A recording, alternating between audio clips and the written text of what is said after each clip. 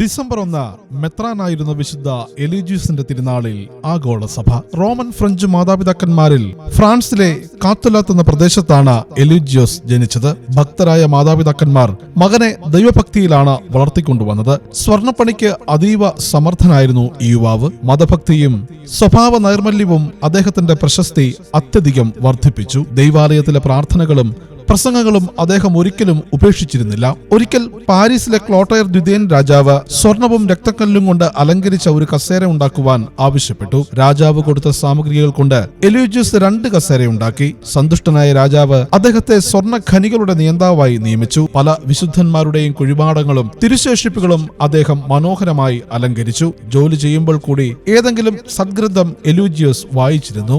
ആദ്യകാലങ്ങളിൽ കൊട്ടാരത്തിൽ വെച്ച് രോമച്ചട്ടയുടെ മീതെ വിശേഷ വസ്ത്രങ്ങൾ ധരിക്കുമായിരുന്നു. പിന്നീട് അവയെല്ലാം ദരിദ്രർക്കായി കൊടുത്തു. കൊട്ടാരത്തിലെ പ്രലോഭനങ്ങൾക്കൊന്നും അദ്ദേഹം വശംവദനായില്ല.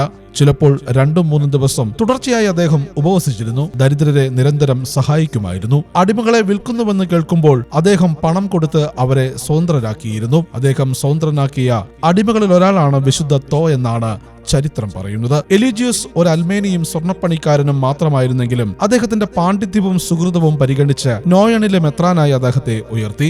എങ്കിലും 2 കൊല്ലം ഒരുങ്ങി വൈദിക പട്ടം സ്വീകരിച്ചിട്ടേ മെത്രാഭിഷേകത്തിന് സമ്മതിച്ചുള്ളൂ. പുതിയ അന്തസ്സിൽ ഉപവാസവും ജാഗരണങ്ങളും അദ്ദേഹം വർദ്ധിപ്പിച്ചു. എളിമയിലും ദാരിദ്ര്യരൂപിയിലും പ്രാർത്ഥനയിലും പ്രാശ്ചിത്യത്തിലും ദിനംപ്രതി അദ്ദേഹം മുന്നേറിക്കൊണ്ടിരുന്നു. AD 659 71 വയസ്സിൽ എലീജിയസ് ഈ ലോകത്തോട് വിട പറഞ്ഞു. വിശുദ്ധ എലീജിയസെ, ഞങ്ങൾക്ക് വേണ്ടി അപേക്ഷിക്കണമേ.